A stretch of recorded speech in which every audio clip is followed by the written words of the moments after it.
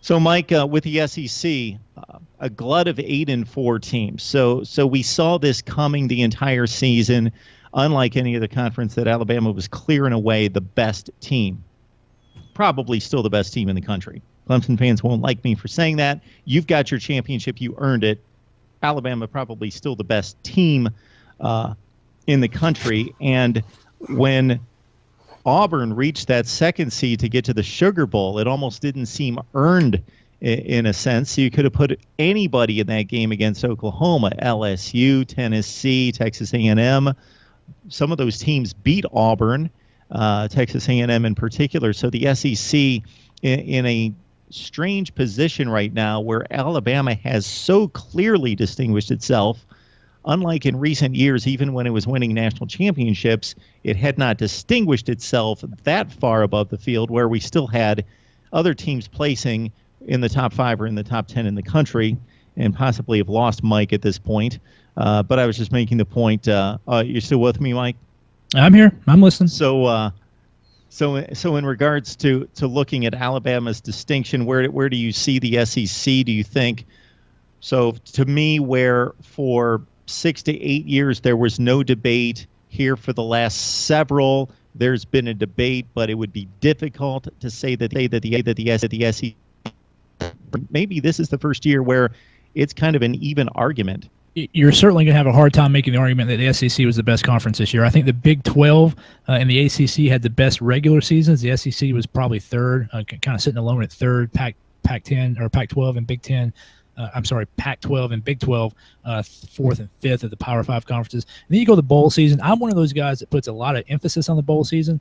You have a month to get your team as good as they can get. You're fairly evenly matched amongst conferences. ACC, by my rankings, had scored a 5.86. That doesn't mean anything to the viewers unless they read my article. But just for comparison, the ACC 5.86 score for bowl season for me. Big 12 4.83. So the Big 12 had a pretty strong bowl season, even after having a mediocre to bad regular season. SEC at a 1.95. Anything over 0 is good. 0 is average. The Pac-12 a minus 2.83, and then the Big 10 minus 5.96. So the Big 10 had a worse bowl season than the ACC had a good bowl season. That's a pretty strong statement because the ACC had a solid bowl season. So I think overall for the season, I think you got to think ACC and Big 10 were probably the two best conferences. It would be hard. I'm an SEC guy, but it would be hard for me to make an argument that the SEC was more than the third best conference this season. But what made the SEC been out? Go ahead, Mark. Go ahead, Mike. What made the SEC so dominant was the length of their dominance of college football.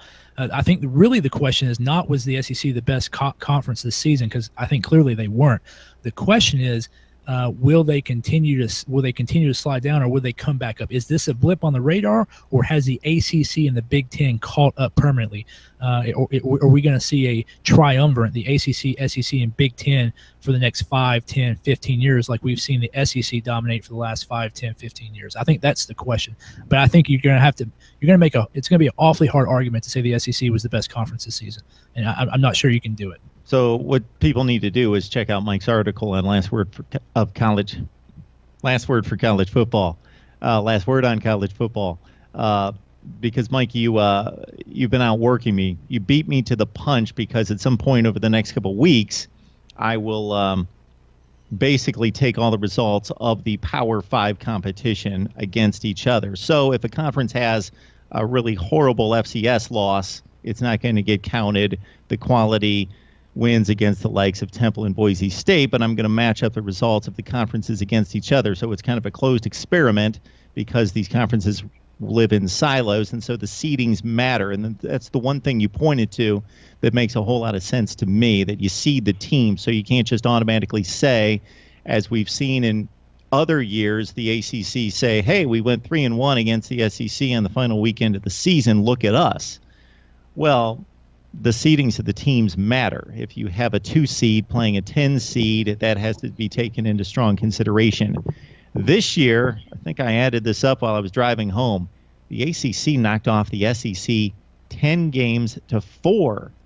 And aside from those matchups, just a couple that didn't quite match up on that final weekend of the season, Louisville and Kentucky in particular, the rest of these matchups, because they were in bowl play and like seeded teams, were pretty comparable teams playing.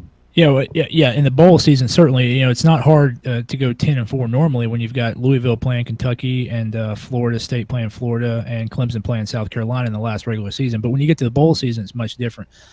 Interesting, Paul Johnson has already called the SEC out, saying he was 3-0 against the SEC this year with wins against Vanderbilt, Georgia, and Kentucky in the bowl game, and he's got Tennessee coming up next. So, of course, that's already up on the bulletin boards on the Tennessee campus.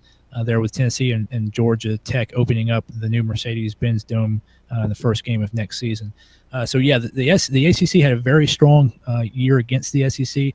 That's the second year in a row that they've won that last week rivalry game where Kentucky plays Louisville, Florida State, and Georgia Tech. 2 years in a row they've been really strong in the regular season against the SEC.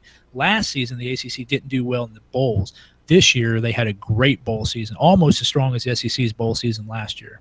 Yeah, really, most of their bowl losses were insignificant or understandable or, very competitive games. And I think that should be taken into consideration, too. How competitive were the games? So North Carolina loses a bowl game to Stanford on the last play of the game on a 2-point conversion. Well, of course, credit the win to Stanford, credit the loss to North Carolina, but we're evaluating teams and conferences, so you got to take into consideration the competition on the field and how competitive the games are.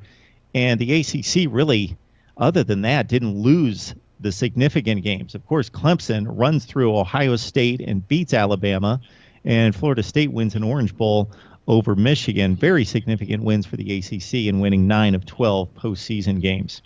Yeah, the only bad loss they had was that Louisville lost to LSU 29-9. But, of course, Louisville was on the downslide after getting crushed by Houston and then losing to Kentucky on the final week of the regular season. But that was the only bad loss the ACC had in the bowl season. Louisville's loss to LSU. That LSU team actually turned out to be pretty good. They lost to Wisconsin. They lost another game, the 1-2 that on the plains to Auburn that ousted Les Miles, and they were kind of taken off the national radar. But here we are months later, and most of the advanced metrics will tell you that LSU is one of the 10 best teams in the country, even though they lost 4 games. And in watching them harass and track down Lamar Jackson and hold him to 0 touchdowns and 3 field goals and get the running game working as LSU typically does and dominate Louisville, it's not much of a stretch for me to think they're one of the 10 best teams to close out 2016. I believe it was Shakespeare that said, a quarterback, my kingdom for a quarterback. That was a story of the SEC this year. Jalen Hurts was a liability. Sean White and Jeremy Johnson and John Franklin were liabilities. The quarterback at LSU was a liability. You talked about Watson being the quarterback for Alabama. That would be a 4-score game. Imagine if Joshua Dobbs was the quarterback for Alabama. It would have been a 4-score game as well.